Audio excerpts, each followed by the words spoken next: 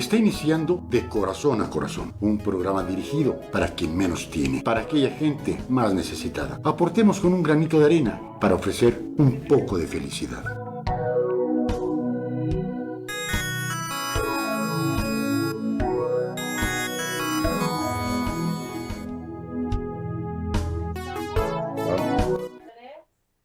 Amigos y amigas, muy buenos días. Con el gusto de siempre los saluda su servidor y amigo Eliseo Gisbert El Búho.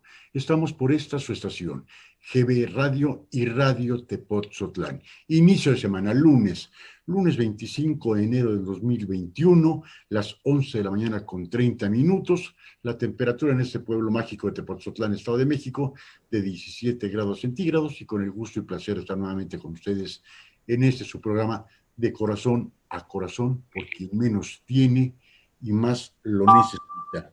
El día de hoy, la Casa de la Sal, asociación civil, una asociación civil que se dedica a ayudar a las personas con VIH-Sida. Ahorita vamos a presentar a su directora. Les recordamos nuestro correo electrónico gbradio@outlook.com, nuestra página de internet para todo el mundo, gbradio.com.mx y radiotepotzotlán.com. Nuestro Facebook, GB Radio y Radio Tepotzotlán. YouTube, GB Radio, Twitter, @gbradio2 e Instagram, gb.radio. Teléfono en cabina 55 58 96 12 30. Pues vamos a dar inicio, amigos. Estamos estrenando horario. Antes era los lunes de 11 a 12 del día. Por la unión que teníamos con los programas, lo pasamos todos los lunes de 11:30 a 12:30. Pues me da gusto saludar a la licenciada Ángela Sepúlveda de la Casa de la Sal, AC. Lic, buenos días. Hola, ¿qué tal? Buenos días.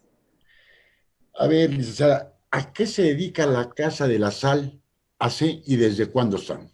Bueno, somos una organización de la sociedad civil y nos dedicamos al acompañamiento de personas que viven y conviven con VIH-Sida desde principios de la pandemia en nuestro país, por ahí de los 80s es cuando surge esta hermosa institución, justo por la necesidad de acompañar a las personas que llegaban a los hospitales a morir, ¿no? En aquellas épocas justamente llegaban los casos a los pabellones de infectología y únicamente llegaban y quedaban ahí abandonados a veces estos casos, que pues eran personas que no tenían como esta red de apoyo, y entonces es así como 7 voluntarias maravillosas ven esta necesidad, la cogen, la hacen suya esta causa y empiezan a acompañar a estas personas.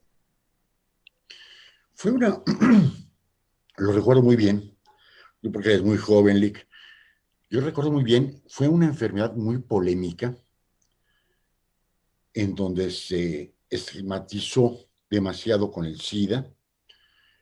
El primer caso renombrado sale por ahí de 1986 con el actor Rod Hudson y lo implican con una práctica sexual, vamos a llamarle inadecuada, que es la zoofilia, en África. Se fue evolucionando y era mortal por necesidad. Y se estigmatizaba de decir, tienes SIDA, ya no entras a trabajar o te corrías de tu trabajo. Y de ahí comenzó a degradarse cada día más lo que es el SIDA. Llegó que, no, era la enfermedad de los homosexuales. Hasta que todo el ámbito de homosexuales pegó el brinco y dijo, no es cierto. Ahora se sigue polarizando de que es por contagio sexual, por tener diversas parejas sexuales. ¿Cuál es la realidad de esa situación? Bueno, en realidad sí, hay una serie de mitos alrededor del VIH y del SIDA, que son cosas distintas, y si bien sí en la época de los 80s los casos que se llegaban a atender ya eran por SIDA, porque se conocía muy poco de la enfermedad. algo muy similar a lo que estamos pasando ahorita en esta pandemia, que conocemos muy poco del virus, que sabemos muy poca información sobre cómo se contagia, a diferencia de lo que era el VIH, que ahora en la actualidad hay muchos avances, sabemos que es una infección, que no se contagia, que se transmite y que se transmite por vías muy específicas, lo cual hace que baje mucho el estigma y la discriminación hacia las personas que viven con el virus. ¿Por qué? Porque si bien se tiene etiquetado como que es un virus exclusivo de cierta población con ciertas características, sabemos que cualquier persona en ciertas condiciones que tiene ciertas actividades de riesgo puede contraer el virus, ¿no? Sea hombre, mujer, sin importar sus prácticas. Esa es la realidad, siempre y cuando se ponga en riesgo, bueno, pues está vulnerable a poder tener VIH. El tema aquí es que no importa con cuántas parejas sexuales tengas, ¿no? Aquí lo importante son las prácticas que tú ejerces, cómo ejerces tu sexualidad, ¿no?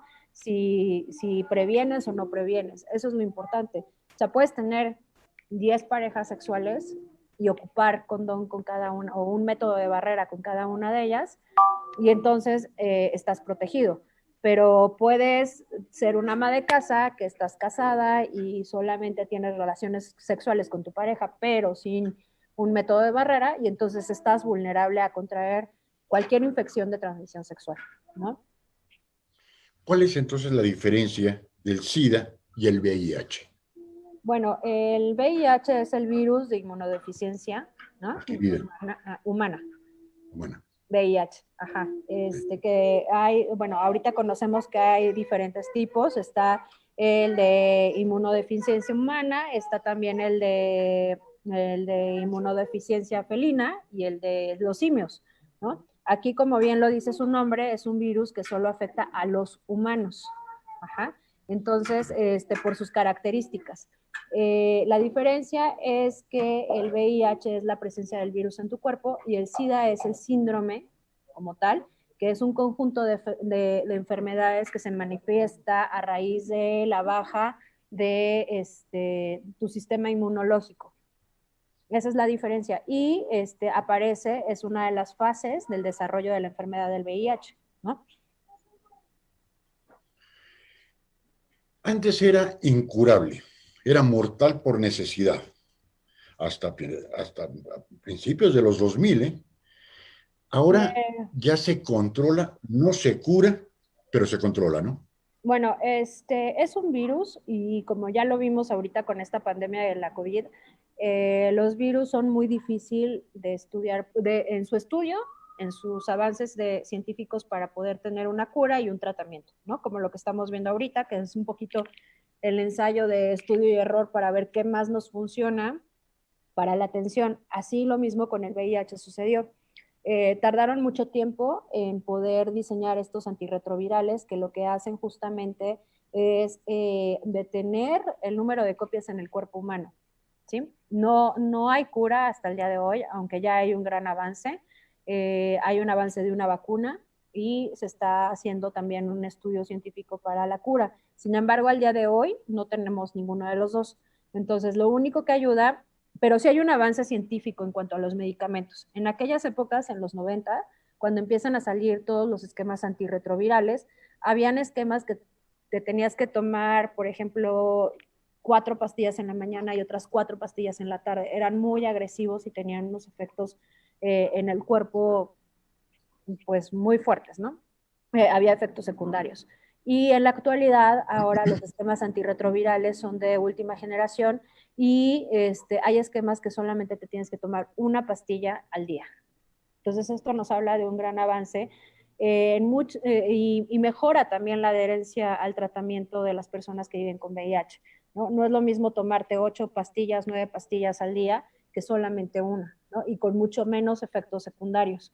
Ahora, aquí es importante porque se debe de enfatizar en la atención integral de las personas que viven con VIH porque es un derecho y tratar de buscar que no solamente se atiendan en la parte clínica, también en la parte emocional, que es justamente lo que Casa de la Sal hace. ¿Qué riesgos, y que también se Son muchos mitos de que no se saludara a una persona con VIH, que no se le diera un beso a una persona con VIH, casi, casi tener cubiertos punto y aparte y platos punto y aparte con una persona que tenía VIH. ¿Cuáles son realmente la situación que tienen que convivir los familiares directos y las amistades, compañeros de trabajo, con una persona con VIH? Bueno, en la actualidad ya sabemos, ya conocemos muchísimo más al virus, aunque siguen existiendo una serie de mitos que justamente lo que hacen es pues aumentar la discriminación hacia las personas, ¿no? Entonces, aquí es muy importante saber que es un virus que se transmite por vías muy específicas, ¿no? Conocemos una, que es la sexual, que es la que más porcentaje tiene dentro de esta transmisión. Conocemos otra, que es la vía perinatal, esto quiere decir de madre a hijo, y por transfusión sanguínea. Son las tres vías de transmisión. Ahora, Las únicas.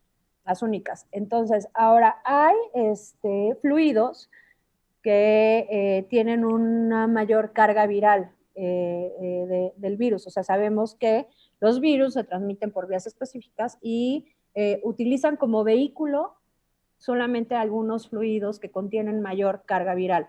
Es decir, la saliva, por ejemplo, no tiene gran carga viral. Entonces, eso no es un elemento que ayude para poder llegar al cuerpo, a otro cuerpo, ¿no? Si yo le doy un beso a una persona, no voy a transmitirle el virus. Para eso se necesita que exista uno de los fluidos sería la sangre, por ejemplo, que es una vía de transmisión, la sanguínea, a través de una transfusión sanguínea, por ejemplo, podría darse el caso, ¿no? En el Sí, sí. caso de las mujeres embarazadas, que también hay un gran avance, se sabe que si se detecta a tiempo que la mujer vive con VIH, se puede detener la transmisión vertical. Quiere decir que las mujeres entran al tratamiento, se baja la carga viral y entonces nosotros conocemos este dato como indetectable, lo cual hace que al momento de que nazca su hijo, nazca libre de VIH, ¿no?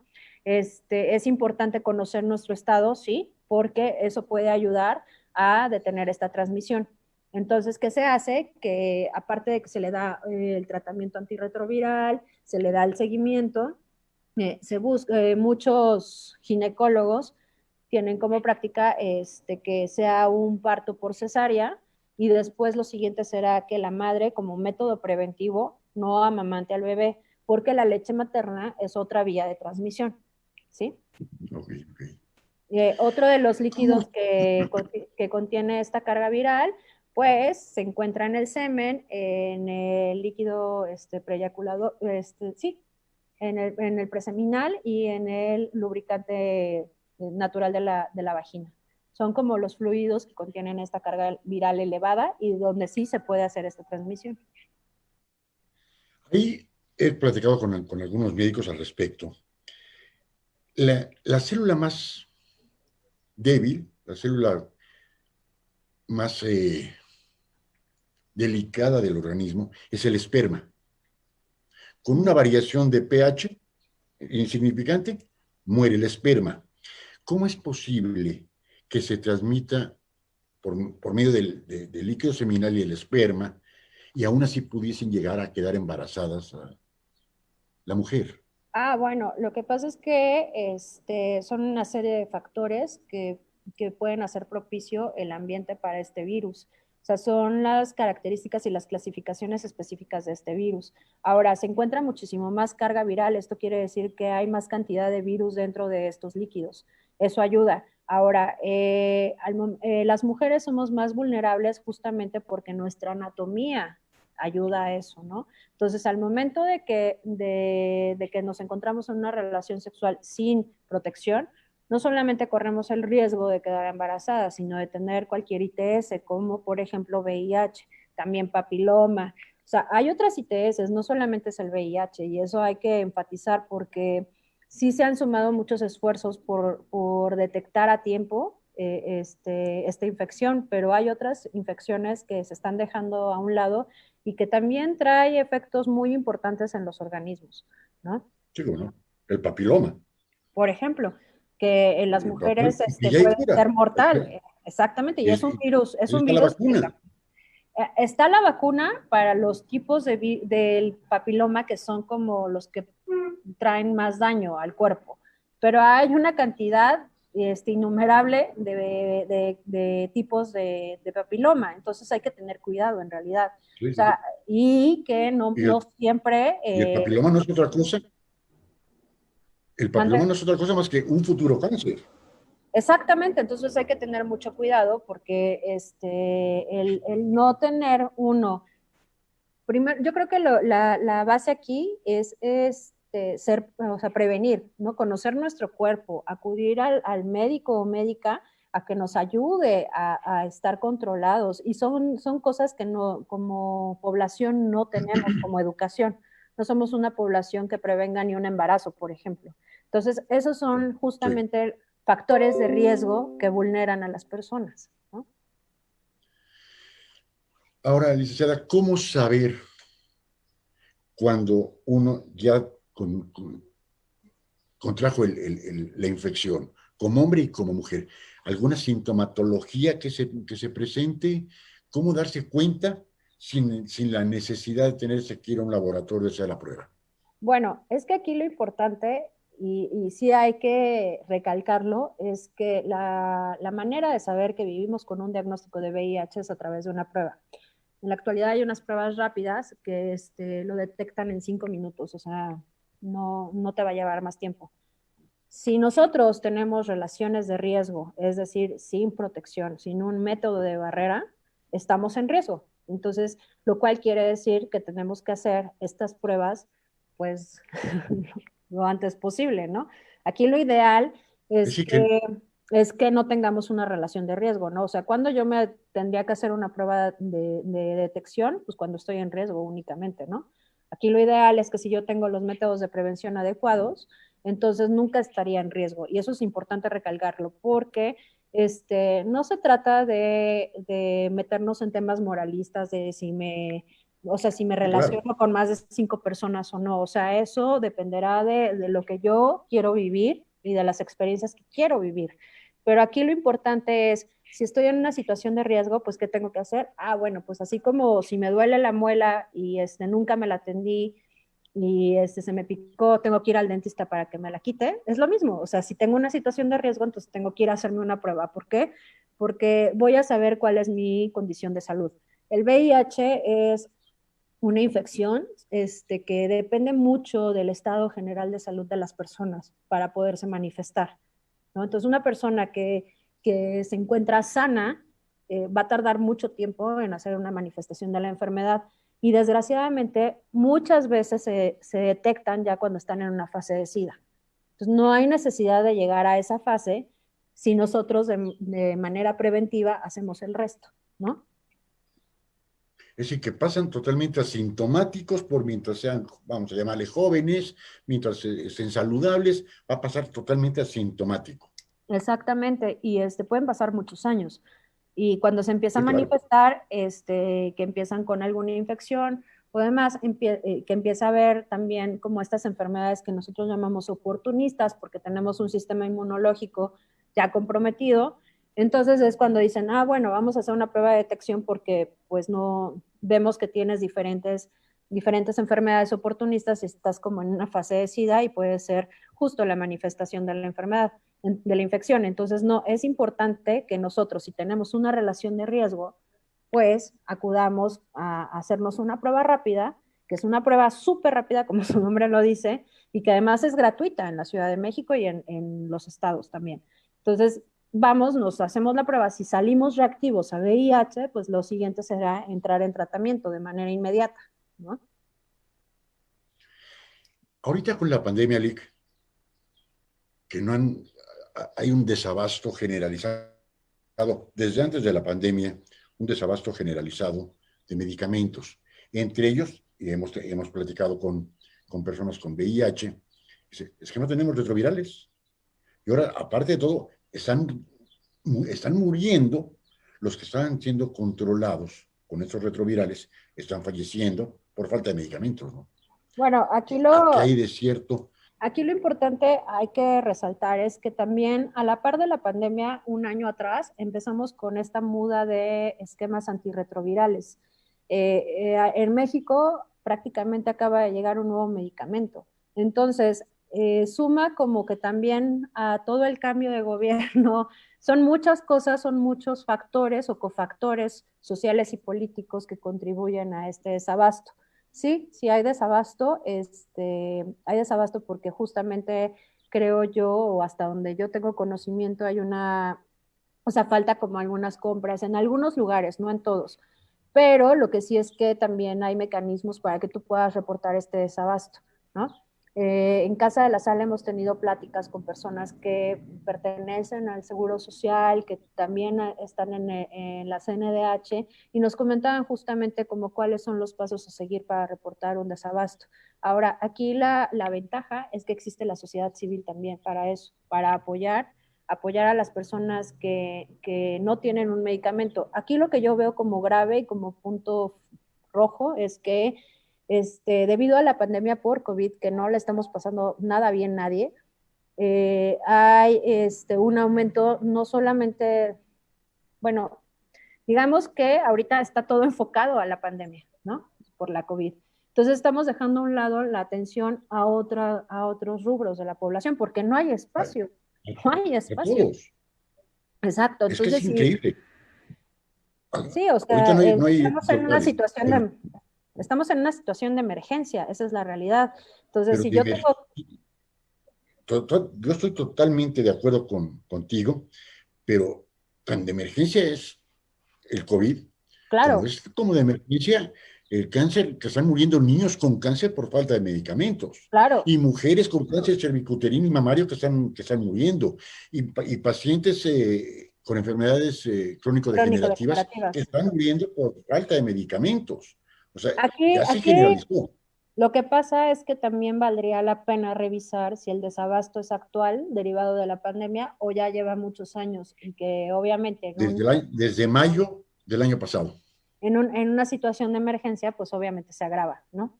Entonces, eso es no, desde justamente lo mayo que del está pasando. 2019. Exacto. Entonces, Desde ese entonces sale el desabasto.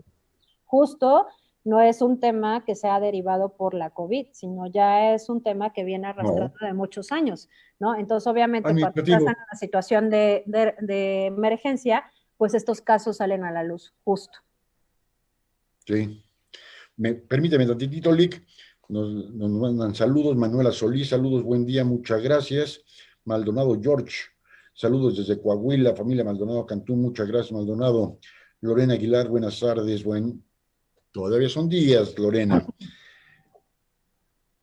Es increíble. Ahorita, cifra oficial son 150,000 personas que han fallecido por el COVID, que realmente, como dice la Universidad Nacional Autónoma de México, hay que multiplicarlo por 2 y hasta por 2.5, estaríamos hablando algo así como de 400,000 personas fallecidas. Pero se están sumando las personas que se están muriendo por falta de medicamentos, y entre ellos los retrovirales o los fármacos que se estén utilizando para el VIH. Claro, sí, o sea, obviamente esta situación se va a agravar no solamente para las personas que ya están detectadas y que están dentro de la atención médica, sino también para la gente que no ha sido detectada. ¿Por qué? Porque, como lo repito, en una situación de emergencia se suman los esfuerzos para atender esa problemática, dejando a un lado las demás. Entonces, nos mandan al Sí, confinamiento. Tenemos un año de pérdida de detección. No todas las organizaciones pudimos hacer esta detección como se hacía año tras año. ¿Eso qué hace? Pues que frena los esfuerzos para poder ingresar a las personas que son detectadas a un sistema de salud, ¿no? Aparte de eso, bueno, o sea, si no detectas, no mandas a las personas a un tratamiento antirretroviral, entonces no puedes controlar sus cargas virales y se disparan. Entonces van a llegar a un punto de SIDA donde, pues, dependiendo el cuerpo que esté, o sea, en el que esté todos estos cambios, pues va a depender también qué tanto se pueda hacer o no por esa persona. No son como muchos factores. Afortunadamente, la sociedad civil, y sí quiero hacer énfasis en el trabajo que se hace desde la sociedad civil, ha apoyado y ha sumado a esta causa. Habemos organizaciones que seguimos de pie y que seguimos justamente buscando que esta atención se dé. Y en conjunto también con el trabajo, porque también hay que resaltar el trabajo de las clínicas de especialidades Condesa, que son las que se dedican justamente a la atención específica de las personas que viven con VIH, se ha logrado hacer mucho. Esa es una realidad. Sí, cómo no. Y por si eso fuera poco, que el sistema inmune y las personas que tienen VIH está disminuido considerablemente. Al estar disminuido considerablemente, lleva un factor de riesgo adicional por el COVID, Exacto.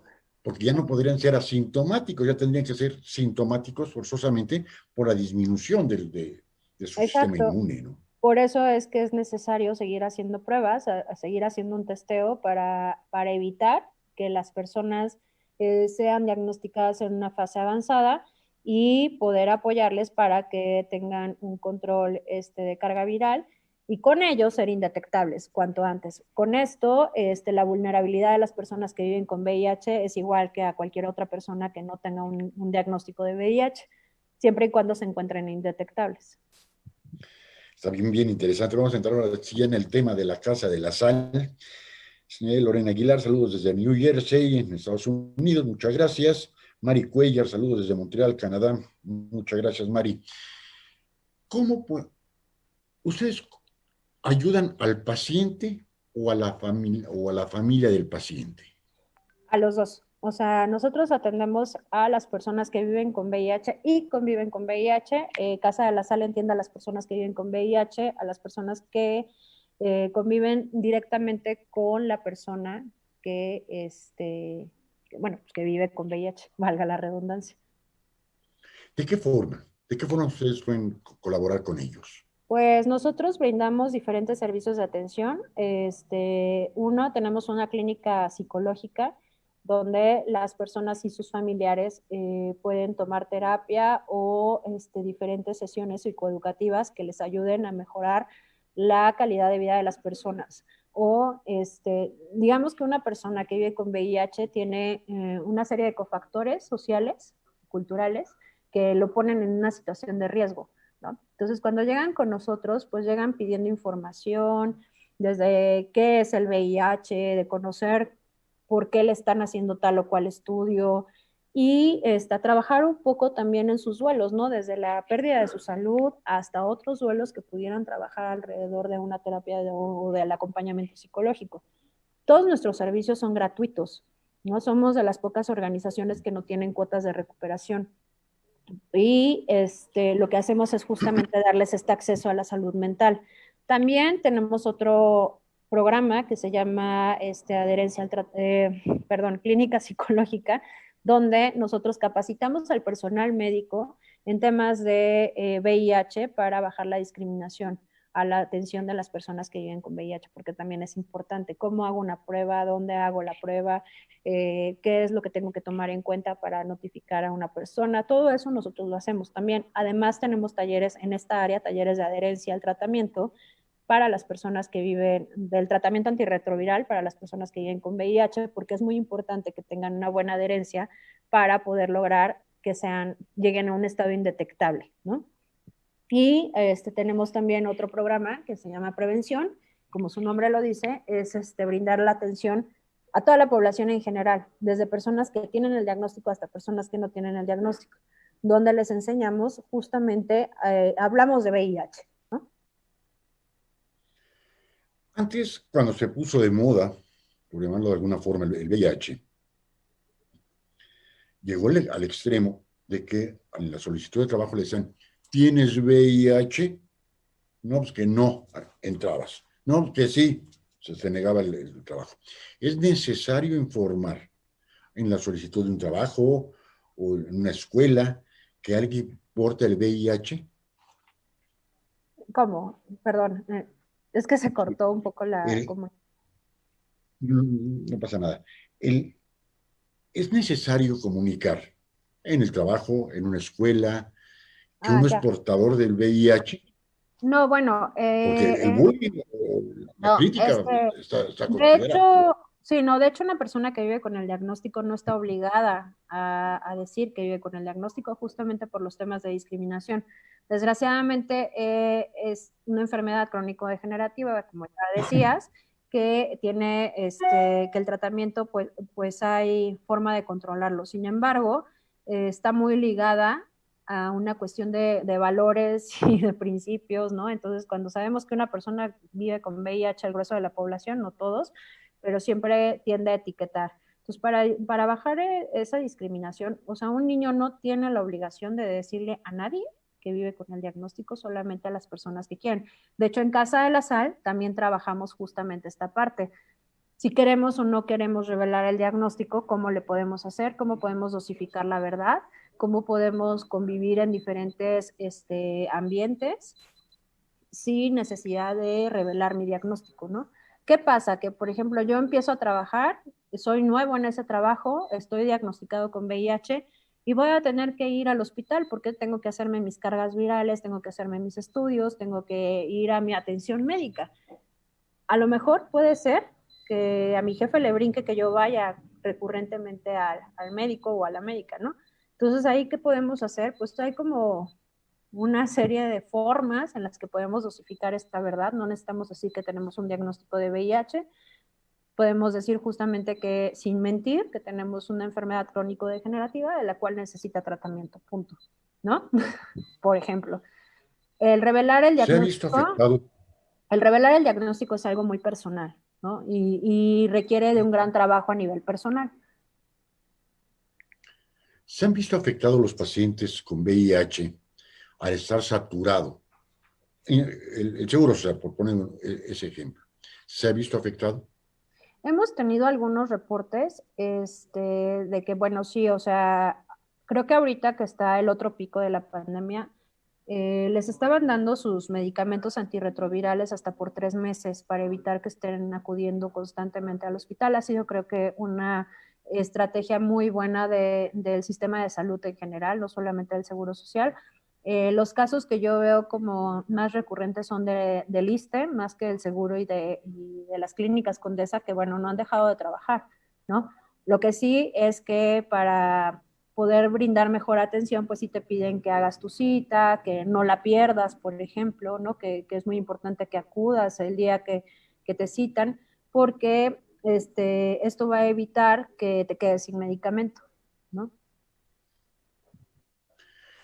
El origen de esta enfermedad, la mortalidad era muy, muy elevada. ¿En qué porcentaje ha disminuido la mortalidad en No, bueno, VIH? muchísima, porque como ya te decía, al principio de la pandemia, los casos llegaban en una fase de SIDA, no se tenía medicamentos. Con los medicamentos, pues, el estimado de vida de las personas es, pues, de cualquier otra, o sea, pueden llegar hasta su vejez, porque es una enfermedad crónico-degenerativa. Aquí lo importante es tomar en cuenta, uno, la condición general de salud de las personas, otro, la alimentación y la adherencia al tratamiento, que es básica. Esa es básica. Se ha disminuido considerablemente, no tengo como las cifras adecuadas, no quisiera darte algo equivocado, pero sí, bueno, o sea, en porcentajes ha sido comparativamente abismal, ¿no? Y eso es gracias a los avances científicos. Ahora, lo que sí es que han sido muchos años de pandemia, ¿no? Bueno, de epidemia, muchísimos. Entonces ya a las personas que viven con el diagnóstico de VIH ya se les debe una cura, y no nada más la cura, sino la vacuna para el resto de la población, ¿no? Sí, cómo no. ¿Es caro el tratamiento del VIH? México es de los países que tiene la atención gratuita por este padecimiento. Si yo tengo seguro social, bueno, el seguro social me da los antirretrovirales. Si yo no tengo seguro social o ISSSTE, el sector salud, a través de las clínicas de especialidades Condesa en la Ciudad de México o de los Capacits en el interior de la República, te pueden brindar el tratamiento de manera gratuita. Un antirretroviral fuera de estos sistemas que diga yo me quiero atender de manera privada y me voy a comprar mis medicamentos, cada antirretroviral más o menos oscila entre los 14,000 pesos, más o menos. Y es un medicamento que te tienes que tomar Bueno, del último esquema es una pastilla diaria durante toda tu vida. Y la cajita, el frasquito, ¿cuántas pastillas trae? Pues es un esquema para un mes. 14,000 pesos mensuales el tratamiento en la vía particular. Así es, así Wow, es. wow. No, y Entonces, bueno, por eso es que hay que hacer hincapié que si bien hay un medicamento que te ayuda a tener calidad de vida, también te sale más barato, pues, aprender a cuidarte. sí que sí. Y aquella gente, Lick, que económicamente no puede gastar, que no tiene derecho al ISSSTE o al Seguro Social, ¿cómo se le puede ayudar? A través del INSABI, lo primero es vincularlos a los servicios de salud del gobierno, ¿no? Si eres de la Ciudad de México, solamente tienes que hacer una cita, bueno, si estás ahorita en esa situación, hacer una cita telefónica en las clínicas de especialidades Condesa. Si eres del Estado de México, hay un directorio de los Capacits que se encuentran cerca de tu localidad para que igual hagas una cita vía telefónica y te hacen la prueba nuevamente de VIH, aunque tú ya te la hayas hecho, y te hacen una serie o sea, si sales reactivo, te hacen una serie de estudios para saber cuál es la condición de tu salud. Y después te mandan bueno, ya te meten como al sistema bueno, te dan la medicación antirretroviral. Nos están enviando saluditos, Pavo Bulala. El otro pico de la pandemia, si nunca se aplanó, el viernes 1,800 defunciones en 24 horas, si ya disminuye, ¿no? Por desgracia, vamos a tener pandemia un rato y no queda de otra más que cuidarse. Exacto. Ustedes están en Azcapotzalco, Lic. Es correcto, estamos en la alcaldía Azcapotzalco, en la calle de Texcoco, número 95, en la colonia Clavería. Si alguien quiere ponerse en contacto con ustedes, si alguien tiene un conocido, un familiar con el VIH, ¿qué es lo que tienen que hacer? Pues pueden llamar a nuestras líneas de atención a través del teléfono, el 5511 029003. Y si deseas pedir información, también puedes buscar en nuestro sitio, que es www.casadelasal.org.mx, o también puedes mandar un correo a informes@casadelasal.org.mx y preguntar pues lo que necesites y nosotros podemos derivar tu caso a cualquiera de nuestros programas. También nos puedes Ustedes encontrar en redes canalizan ya al sociales. paciente, Pues ustedes ya canalizan ahí al paciente. se les da una asesoría de qué es lo que se necesita hacer y se les acompaña. El tema de acompañamiento es como ir guiando y orientando a la persona para saber qué puede hacer, porque sí es un proceso que deben de hacer ellos mismos. Ahorita con la pandemia, esa ayuda psicológica, esa presencia de la Casa de la Sal para con los pacientes y familiares, ¿cómo se hace ahorita? Ahorita estamos atendiendo de manera virtual. Nosotros tenemos, o se hace un filtro primero de las necesidades de las personas que llaman o se comunican a través del WhatsApp o a través de los correos, y de ahí se hace la derivación de casos, ¿no? De acuerdo a las necesidades que se tienen. Todo ahorita es de manera virtual porque obviamente no podemos sesionar uno a uno por las indicaciones. Entonces, todo ahorita por vía virtual. Exacto, y además todos los meses siempre tenemos talleres de todo, ¿no? Desde prevención, de autocuidado, de violencia de género, o sea, son muchos temas que existen alrededor del VIH y todos los meses son gratuitos, el acceso es para cualquier persona que le interese, puede visitar nuestro sitio y hay un apartado que se llama Aula Virtual y ahí puede consultar las fechas, los horarios, todo, y es gratuito. Acaba de tocar un tema bien, bien interesante, la violencia intrafamiliar que puede ocasionar esto. El paciente considera es agredido al interior de su domicilio. El paciente, la persona que vive con VIH, sí, sí es una de las características. Si eres mujer, pues bueno, ya sabemos cómo nos llaman, ¿no? Muchas veces cuando se enteran que vivimos con un Ya te diagnóstico. estigmatizaron, ya te dijeron que eres una prostituta. A Ajá. pronto. Y si eres miembro de la comunidad LGBT, pues seguramente te lo buscaste, ¿no? O sea, son como justamente estos mitos que existen alrededor del VIH y sí, desgraciadamente también es una la falta de la estructura familiar que existe en nuestro país, ¿no?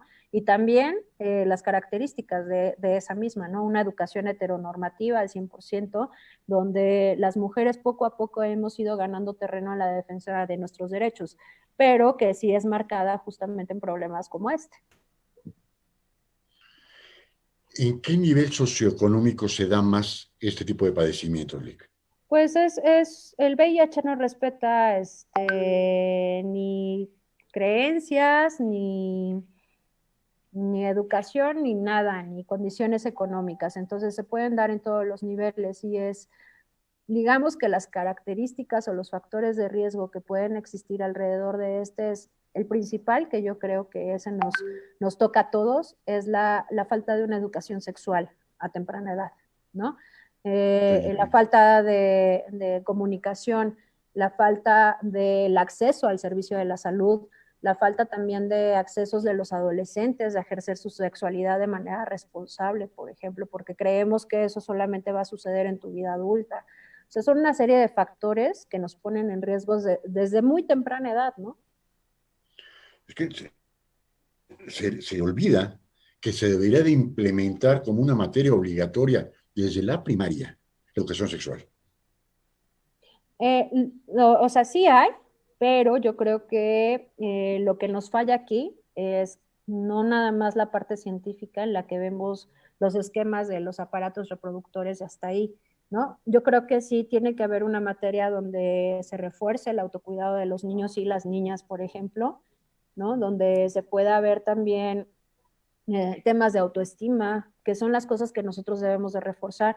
Y entonces sí, ir entrando en temas de sexualidad, que son muy importantes, pero que además también, entre más se hable y más se haga visible, también se retardan otros efectos, como por ejemplo el que los niños tengan relaciones sexuales a muy temprana edad, que además es un tema de salud, ¿no? Porque una mujer que llega a quedar embarazada a una corta edad conlleva otros riesgos en la salud de esa persona. Entonces, Sí, creo que totalmente. hay muchas problemáticas alrededor de VIH que hay que atacar para poder realmente, pues, incidir en la baja de transmisiones. Es bien interesante esto, y yo siempre lo he dicho, el quererle poner el remedio a una persona de 25 años, ya con ciertas creencias, es difícil. Hay que comenzar desde el jardín de niños al, con alcohol, con cigarro, con cualquier situación, con la violencia hacia la mujer, y ir enseñándoles desde chiquitos, a los 3 4 años, comenzar a meterles eso, a modo de que cuando crezcan no sean tan vulnerables. Pero le quieren decir a una persona de 40 no fumes porque en la cajetilla de cigarros dice que te va a dar cáncer. Olvídalo, no lo va a dejar. O sea, hay que comenzar desde niños, ¿no? Claro, aquí lo ideal es Creo justamente la comunicación entre padres e hijos, ¿no? Que exista, que primero exista y después también trabajarla y orientarla, porque pues somos educadores, o sea, eso es como lo básico y olvidarnos de dejar estos temas para la escuela, porque estamos vulnerando a los niños, ¿no? De ser así. cómo decirle a un joven o a una jovencita de los 15 16 años, donde la hormona no la controla a nadie, de los riesgos que puede correr Ah, con el bueno, SIDA o con el el- VIH. aquí lo importante será que como padres tenemos una responsabilidad primero de conocer qué es lo que vamos a enseñar, ¿no? Aquí el problema es que muchas veces cuando somos padres también tenemos falta de conocimiento ante estos temas. Entonces, ¿qué será lo primero? Lo primero me tengo que capacitar yo como madre, ¿no? Para saber cómo le voy a hablar a mi hijo o cómo me voy a acercar a mi hijo. Y para eso están los talleres de Casa de la Sala a los que yo los invito. Tenemos talleres para adultos, para padres de familia y también talleres para hijos adolescentes.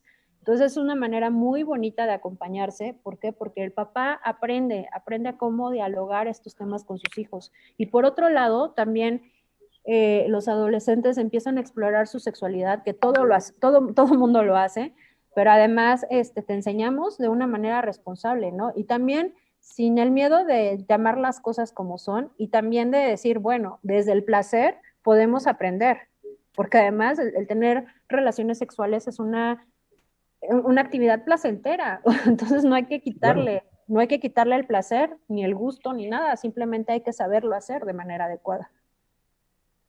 responsable. Porque una jovencita de 14 años que quede embarazada es echarle a perder la vida a ella y a su hijo. Pues yo creo que aquí el tema es preguntarnos por qué una niña de 14 años inicia su vida sexual. Más allá de que si se nos echa o no a perder la vida, habría que pensar un poco en qué es lo que está pasando con la vida de esa niña, o sea, qué factores hay alrededor de su entorno que la lleva a tomar una decisión de iniciar su vida sexual. Disfunción familiar. Pues pueden ser varios, ¿no? O sea, no sabemos, pueden ser muchos, pueden ser desde el lugar en donde vive, con quienes convive, a qué ha estado expuesta, ¿no? Si ha vivido o no ha vivido violencia, o sea, son como muchos factores. Entonces aquí lo importante es eso, o sea, si una niña de 14 años está iniciando su vida sexual, ¿cómo la está iniciando? Seguramente no tiene las herramientas y otro, ¿qué es lo que está faltando ahí para que ella pueda tomar esas decisiones? Ahorita, la Casa de la Sal, Asociación Civil, ¿a cuánta gente está ayudando?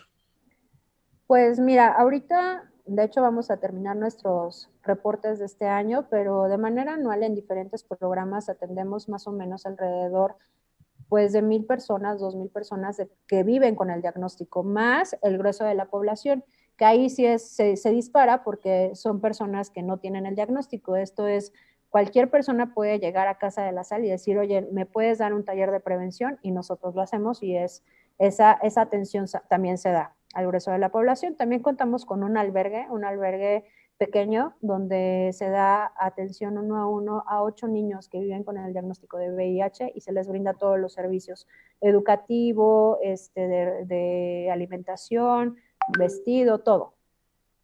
¿Cómo fue que llegaron esos niños con ustedes? Son referidos a través del DIF, siempre han sido referidos a través del DIF. Nosotros llegamos a tener hasta 50 niños en el albergue hace muchos años. También un poco la reestructura de la organización y un modelo de intervención que sea como más efectivo sin tantos niños. Es muy difícil que cuando tienes un albergue tan grande puedas tener unos resultados distintos, ¿no? Porque obviamente no es lo mismo atender a 50 que a 8, por ejemplo. Entonces también nosotros hemos aprendido también de esta epidemia y lo que queremos es justamente ayudar a que estos niños que se encuentren con nosotros puedan ser reinsertados a la sociedad de una manera adecuada y también que sean casos de éxito. Es decir, que se involucren en su situación de salud, pero que también sean agentes de cambio en la sociedad, ¿no? Esos niños me quiero imaginar que fueron niños abandonados. No, no necesariamente. Tenemos varios casos, o sea, existen los niños que tienen familiares y que por una cuestión de omisión de cuidados son retirados de las familias y entonces llegan al sistema, al DIF. Y el DIF los manda con nosotros, ¿no? También existen los casos de niños que ya no tienen padres o no tienen cuidadores y entonces el DIF también va por ellos y no los manda. Hay como distintos casos. Sí existen algunos que de plano son abandonados, no conocen a los padres y los mandan a la agencia, donde la agencia los manda a distintos albergues, ¿no? Por lo regular, cuando detectan a un niño con VIH, pues es enviado con nosotros. Que aquí también yo quisiera, pues poner como una nota. En la actualidad, para las épocas que vivimos, no debería de existir, digo, qué bueno que existimos. No debería de existir un albergue que haga esta diferencia de niños que tienen VIH contra los que no, por ejemplo. Totalmente. Nos escribe Rosalía Galindo, dice saludos a todo el equipo, felicitaciones, Lick, por su programa y por compartir este tipo de programas. Pues es lo que hacemos, Lick, en todos los programas de corazón a corazón, porque menos tiene y más lo necesita, un programa que nos sentimos orgullosos que lo tenemos aquí en GB Radio, y es tratar de hacerle llegar a la gente, en este caso la Casa de la Sal AC, que existe un lugar en donde la gente que padece el VIH o el SIDA pueden ir a acudir ahí a diversos talleres para cómo evitar el contagio de esta enfermedad, hasta la ayuda psicológica de talleres de padres y de jovencitos a modo de evitarlo, ¿no? Claro, con la idea de prevenirlo, sí, eso es lo importante, que tengan los y las jóvenes o los adolescentes y las adolescentes las herramientas necesarias para poder decidir primero, porque eso es bien importante, decidir en qué momento quieren ellos tener una relación sexual y cómo la quieren tener. Que si eres mujer puedas decir, sabes que yo me quiero cuidar con esto, ¿no? Porque eso también es otro factor de riesgo, la incapacidad de poder negociar un método de barrera con tu pareja. Y cuando no tienes una educación sexual y cuando no tienes este acompañamiento en autocuidado, en autoestima y demás, no lo sabes. Entonces llegas sin la capacidad de poder decidir sobre tu cuerpo. Y eso es algo muy importante. Sí que sí. Qué interesante con esa pandemia que no se esté haciendo en vía directa la presencia de ustedes con la gente que padece este tipo de enfermedades, pero que no se hayan dado por vencidos. Hemos contactado a varias fundaciones, asociaciones civiles, en donde han tenido que cerrar sus puertas. No soportaron esta pandemia, no soportaron el hecho que se les haya quitado algún tipo de apoyo. Y ustedes, Rick, ya para terminar, ¿cómo le hacen para sobrevivir? Bueno, pues como todas las organizaciones de la sociedad civil, nosotros pues todos los recursos los captamos a través de donativos, lo cual es muy importante para que nosotros podamos continuar haciendo nuestro trabajo. Sí hay una reducción. Creo que la pandemia nos vino a enseñar muchas cosas, entre ellas que hay situaciones de emergencia, como ya lo decías tú, que no podemos dejar a un lado y el tema del VIH es una de ellas. Nosotros nos apoyamos con donativos económicos de las personas, puede ser cualquier persona o a través de empresas. Ha habido una disminución notable, muy considerable, lo cual también ha provocado que Casa de la Sal y otras instituciones tengan que pues cortar los recursos, ¿no? Las fugas de efectivo que pues necesitamos controlar. Pero, por ejemplo, nosotros en nuestro programa de albergue, pues no podemos decirle al niño, pues ahora come menos, ¿no? Por ejemplo, o ve a la escuela nada más 2 días, ¿no? Necesitamos mucha ayuda, mucha ayuda. También tenemos un programa de despensas. Si la gente nos quiere ayudar, nos puede donar despensas. Son donativos en especie que aceptamos y que también son de gran ayuda para la población a la que atendemos. ¿A dónde pueden ponerse en comunicación con ustedes para si alguien quiere donar alimentos, despensas o en efectivo? Bueno, pueden escribirnos al correo de informes@casadelasal.org.mx. Si se quieren poner en contacto también vía WhatsApp a través de nuestro Facebook, que es la Casa de la Sal Oficial, ahí pueden apretar el botón de WhatsApp y ahí una persona de manera inmediata les contesta. Perfecto. Pues, licenciada Ángela Sepúlveda, mil gracias por haber aceptado una plática amena de informarnos de qué es lo que hace la Casa de la Sal AC, qué es el SIDA, qué es el VIH, cómo se puede combatir esta situación. Te agradezco mucho esta entrevista. No, gracias a ustedes por invitarnos, estamos a sus órdenes y pues dejamos las puertas abiertas de esta institución también para ustedes. Perfectísimo. Nada más, no, ahorita terminamos, vamos a cortar ya el programa. Amigos, amigas, el día de hoy fue un tema interesante, un tema que durante muchos años fue un tema tabú, el VIH o el SIDA. y hay, y hay tratamientos en donde pueden vivir cualquier cantidad de años, que son los retrovirales primordialmente. Si conocemos a alguien que tiene ese tipo de padecimientos, vamos a ponerlo en comunicación con la Casa de la Sal. Con eso estamos salvando una vida. Con apoyos, quien podamos apoyarlo, con un peso, con una despensa, pues vamos a hacerlo. Yo siempre lo he dicho, las fundaciones y las asociaciones civiles hacen el trabajo que les debiera haber, que debiera de ser de responsabilidad y obligación de las autoridades. Y no lo hacen y se crean las fundaciones, asociaciones civiles para ayudar a hacer un trabajo que no les corresponde. Pues mil gracias. Les recordamos, en 5 o 10 minutitos más ya lo pueden volver a ver el programa en Facebook, y a partir de mañana, mediodía, ya está en YouTube y en Twitter. Mil gracias, amigos y amigas, por habernos hecho el enorme favor de acompañarnos el día de hoy en este su programa de Corazón a Corazón, por quien menos tiene y más lo necesita. Los invitamos a que continúen con nosotros, y de 4 a 6 de la tarde, si me hacen el enorme favor de acompañar, en la hora del búho, la hora por un México mejor.